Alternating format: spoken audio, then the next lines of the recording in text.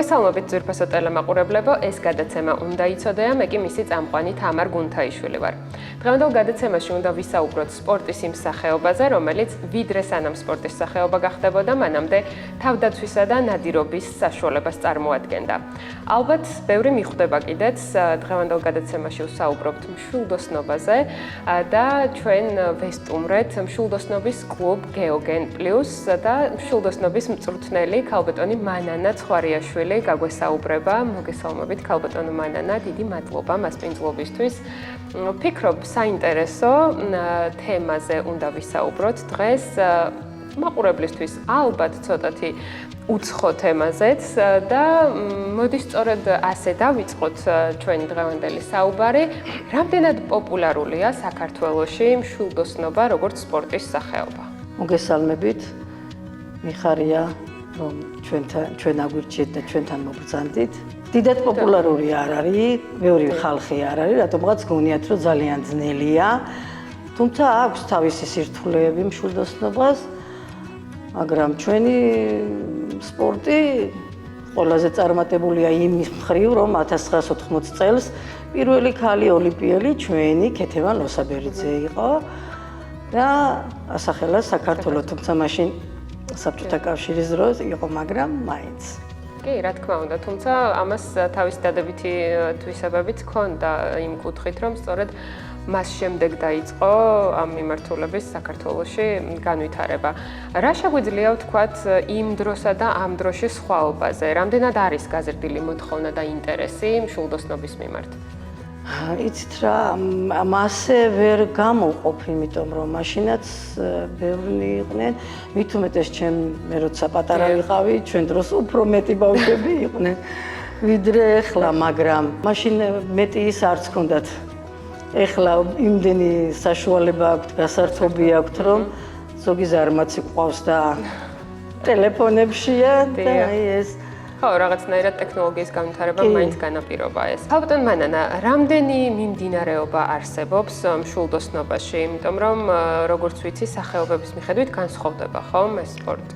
კი, არის, ეს სპორტული, რომელიც ეხლა ჩვენი ბავშვები, ჩვენი სპორტსმენები ვარჯიშობენ და ისვრიან, არის ტრადიციული, რომელიც ეხლა შემოიღეს და უკვე შეჯიბრებებზეც ისვრიან და არის კომპაუნდი ეგრეთ წოდებული, თუმცა საქართველოში ჯერჯერობით მარტო ეს არის ეს სახეობა, სპორტული სახეობა, კლასიკური მშვილდოსნობა განვითარებული და კარგათაც არის განვითარებული, იმიტომ რომ ძალიან ბევრი წარმატებული ბავშვი ყავს. მით უმეტეს წელს კარგად დავიწყეთ და იმედია გავაგრძელებთ მას. მშვენიერი და როგორც ვიცი, ასევე არსებობს ინდივიდუალური წყვილებს შორის და გუნდური, ხო? ეს შეჯიბრზე ზოგადად, როცა მიდიან, როდესაც შეჯიბრი გვაქვს, აუცილებლად პირველი ის არის ინდივიდუალურად ისვრიან ყველანი 6 სერია, 12 სერია 6 ისრით და შემდეგ უკვე ერთმანეთს ხვდებიან ინდივიდუალურად. თუმცა მერე არის წყვილები, რომლებიც გამარჯვებული პირველი ნომერი ბიჭი და პირველი ნომერი გოგო ეჯიბრებიან სხვა პირველ ნომრებს, კი. ოღონდ ყოველთვის ბიჭები ბიჭებს ეჯიბრებიან, გოგოები გოგოებს ეჯიბრებიან. ასე რომ გოგოები ბიჭებს ეჯიბრებოდნენ, მასე არ არის. გარდა იმ წყვილებისა, როცა შერეული წყვილია და უკვე სხვისით შერეული წყვილია და ერთნაირად ერთ იმაზე არიან დონეზე. რა რჩევას მიუცემთ იმ მაყურებელს, რომელსაც ახლა გაუჩნდება სურვილი, ან აქვს სურვილი, მაგრამ თავს იკავებს გარკვეული მიზეზების გამო, თუნდაც ამ მიზეზთა ერთ-ერთი ჩამონათვალი იყოს ის, რომ ძალიან რთულად ეჩვენება მშვილდოსნობა. დამიჯერეთ, ვინც ერთხელ ისროლა, ის ვეღარ ანებებს თავს, რთულია, მაგრამ ყველაფერი სწავლებადია და ყველაფერი შესაძლებელია. აქ ყველაფერი შედეგით არის, რა თქმა უნდა, აუცილებლად უნდა იყოს მზად, რომ ფსიქოლოგიურადაც, მორალურადაც და ფიზიკურადაც გაუძლოს ყველა იმ დატვირთვას, შეჯიბრს რასაც მოაქვს და ეს ყველაფერი მაინც ცოტა რთულია, მაგრამ არ არის ისეთი, რომ რაღაცა არ გამოვიდეს და ვერ შეძლონ. ქალბატონ მანანა, რა რჩევა გექნებათ ამ კუთხით? უმჯობესია, რომ თქვათ, პატარა ასაკში დაიწყოს მშვილდოსნობით დაინტერესება, თუ ზრდასრულ ადამიანსაც შეუძლია, რომ დაეუფლოს ამ სახეობას სრულფასოვნად? იცით როგორ არის აქ ჩვენთან ასაკი შეზღუდული არ არის. არიან ბავშვები, რომლებიც მოდიან 5 წლიდან, 6 წლიდან, პირადად ჩემი შვილიშვილი 3 წლიდან ისვრის, პატარა მშვიდი მქონდა, ეს გართობაა. უკვე სერიოზულად 12 წლიდან ისვრიან უკვე რომელიც შეიძლება რომ შეჯიბრზეც გაიყვანო 12 წლიდან ჩამოყალიბებულია უკვე ბავშვი საიმისოდ რომ იყოს მზად იმ ყველაფრისთვის და პატარებიც ჩვეულებრივად ერთობიან ტრადიციულად როგორც არის მიზანშეწონილი და მოერევიან იმიტომ რომ შვილდი ზოგადად მძიმეც არის და ასე არ არის წონებით არის რომლებიც უნდა მოერიან მოკლედ.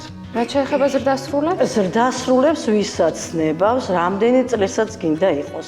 თავარია შედეგი გაარტყას, ჩვენთან არ არის ის რომ დიდია და რას ლაპარაკობ არ გავაართ. შეუძლებელი არაფერია. არაფერია შეუძლებელი. ყველაფერი შეუძლია ყველას. კაპიტან მანანა, თქვენ შეეხეთ საკითხს აღჭურვილობასთან მიმართებით და მოდი მაშინ აღვნიშნოთ, რამდენად მნიშვნელოვანია სწორად იყოს შერჩეული აღჭურვილობა იმისთვის, რომ შედეგი იყოს სასურველი. აუცილებლად, როდესაც დამწყები მოდის, ეს ბავშვი იქნება თუ დიდი იქნება თუ მოზარდი იქნება, ყოველთვის ვიწყებთ მსუბუქი მშვილდით, რადგან აუცილებლად ჯერ ტექნიკა უნდა ისწავლოს. სწორი დგომა, სწორი მოტანა, სწორი ყველაფერი ტექნიკურად გამართული როცა არის, მერე ნელა-ნელა გადავდივართ ზემოთ და ზემოთ წონებით და რა თქმა უნდა 70 მეტრზე მძიმე მშვილდი ჭირდება, ეს ხელის ზომით იზომება და არა ხელში დაჭერით, ისრის ზომით, ამიტომ ყველაფერი აუცილებლად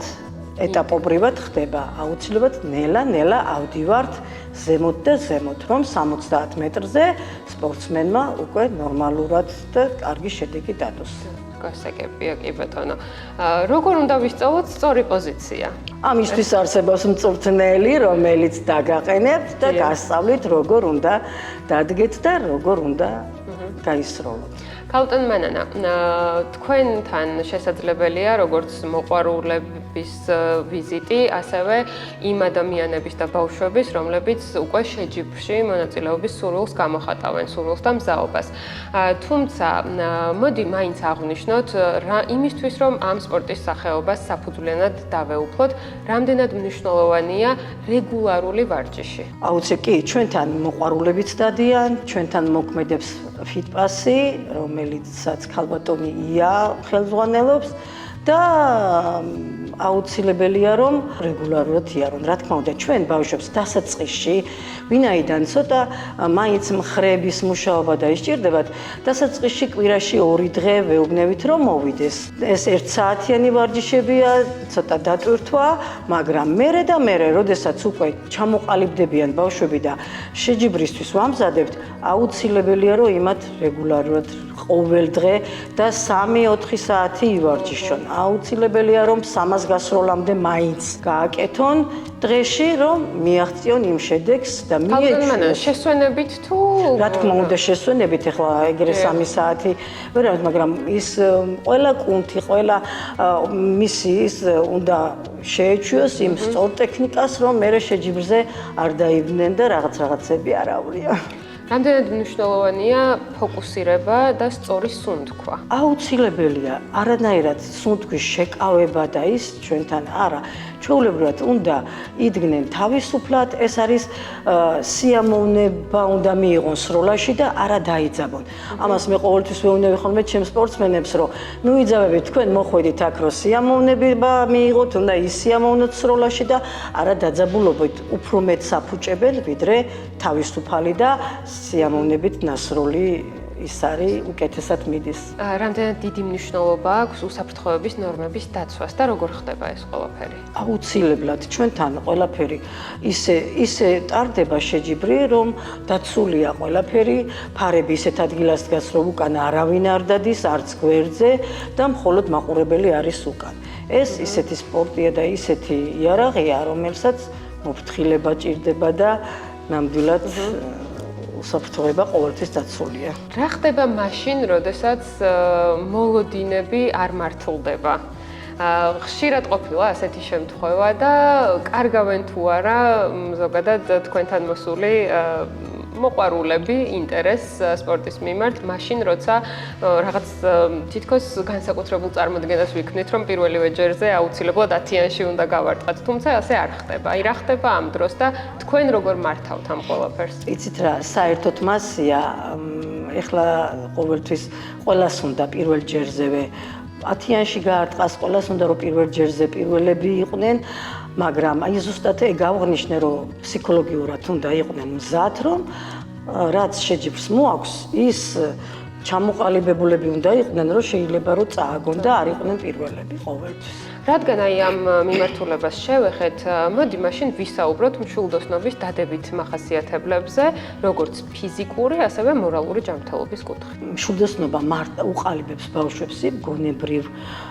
განვითარებას, იმ ფიზიკურად და ფსიქოლოგიურად მზადებას, ინდივიდუალურად იყოს ჩამოყალიბებული ბავშვი და იმიტომ რომ ყოველთვის ინდივიდუალური დამოუკიდებლობის კი, იმიტომ რომ კი ესენი ინდივიდუალურად ისვრიან, გუნდურიც აქვთ და წყვილებიც, მაგრამ მაინც ყოველთვის თავიანთ თავზე უნდა იყვნენ დამოკიდებლები, უნდა სჯეროდეთ თავიანთი თავის და ყოველთვის უნდა იყვნენ იმ მომართული, რომ დამოუკიდებლად აკეთონ ყველაფერი, იმიტომ რომ ყოველთვის არ არის რომ პირადი მწვრთნელი ედგეთ უკან და გაყვნენ შეჯიბრზე. ხო, აქ შემოდის კონცენტრაციის უნარი, სტრესის მართვის უნარი, კი ბატონო და სხვათა შორის ასევე დავალების სწორად და მიზნობრივად შესრულების უნარიც. და მათემატიკას ვასწავლით.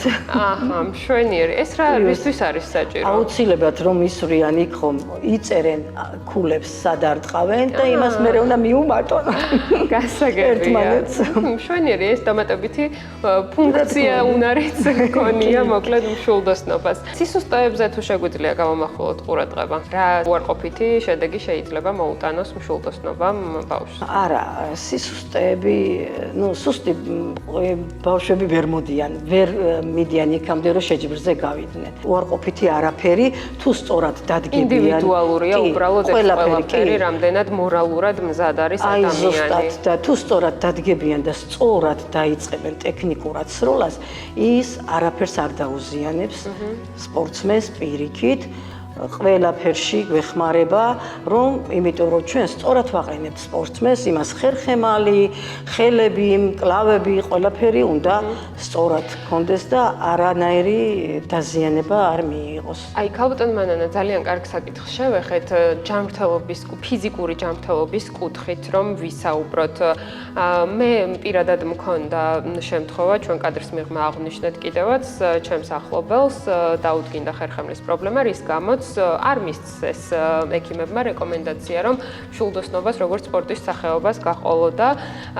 აი, აქ რა რჩევა შეგვიძლია მივცეთ იმ მშობლებს, რომელთა შვილებს პატარა ასაკში აღენიშნებათ დაწყებითი პროცესები ხერხემლის პრობლემების და როგორ შეიძლება, ან არსებობს თუ არა რაიმე სახის რეკომენდაცია უკვე იმ ზრდასრული ადამიანებისთვის, ვისაც აქვთ ხერხემლის პრობლემები. ვიცით რა არის ზოგადად დასაწყისში არაფერს არ უნებს პირიქით, იმიტომ რომ ჩვენ სწორად ვაყენებთ ბავშვებს, ჩვენ ხერხემალს ძალიან უფრთხილდებით და ამას ის რომ გადაეზარდოს, როგორც ვიცი, ძვალსახსროვანი სისტემის და კუნთოვანი სისტემის განვითარებისთვის უმჯობესიც არის. კი ბატონო, იმიტომაც ვიძახი დასაწყისში, როცა დასაწყისია, იქ არაფერი პირიქით, ყველაფერს სწორად თუ გავაკეთებთ, იმას აღარ გადაეზრდება და რეკომენდირებულიც არის, რომ სწორად დადგეს და რაღაცა აუცილებლად ამუშაოს ის ზვალიც, ის კუნთიც და ყველაფერი.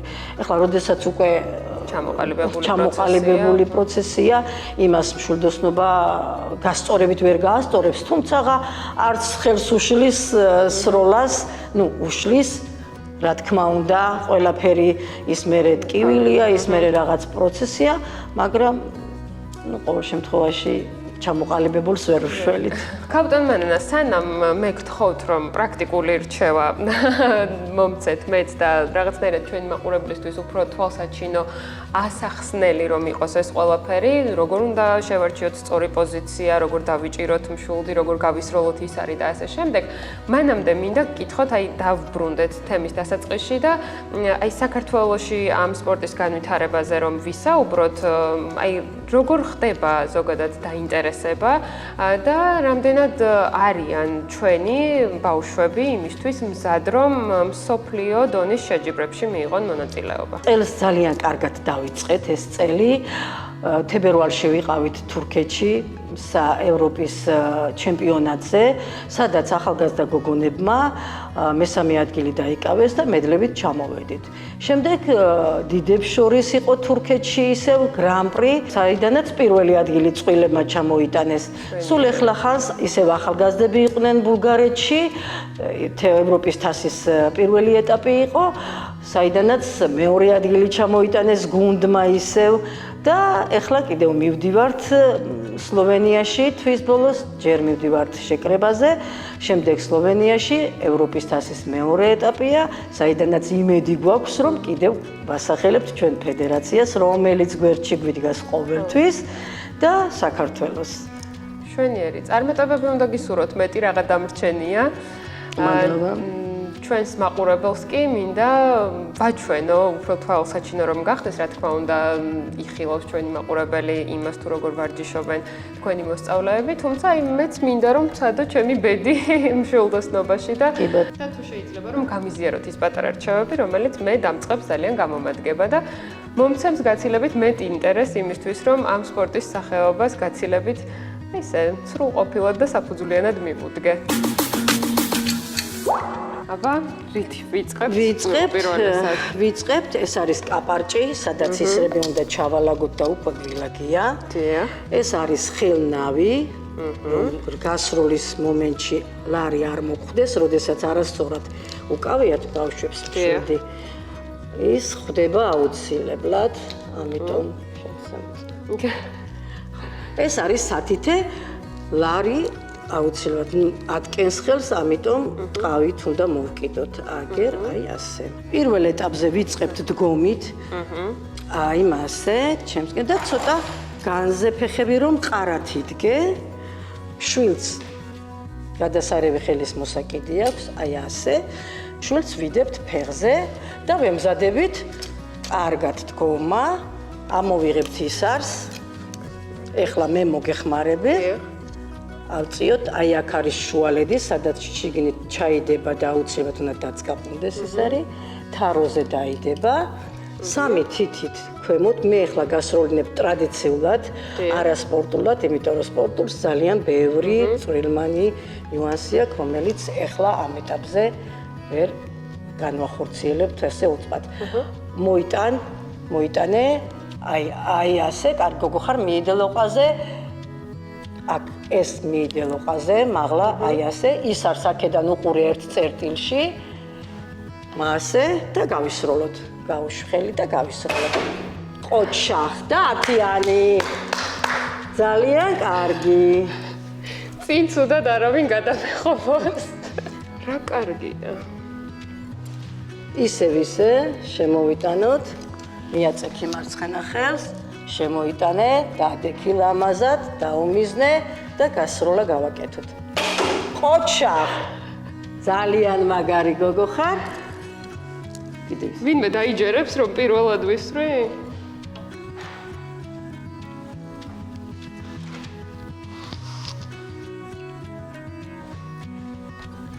გადასარევად გეხარ. აი, შენნაირი მოსწავლეები კარგია. შვენიერია. ამით შვენიერი. ჩვენი გაკუთილი დასრულებულია. შეგიძლიათ მობრძანდეთ. კი ბატონო, აუცილებლად დიდი სიამოვნებით. რთული არ არის, მინდა გითხრათ, ძვირფასო ტელემაყურებლებო, ვისაც ამ სირთულის გეშინოდათ.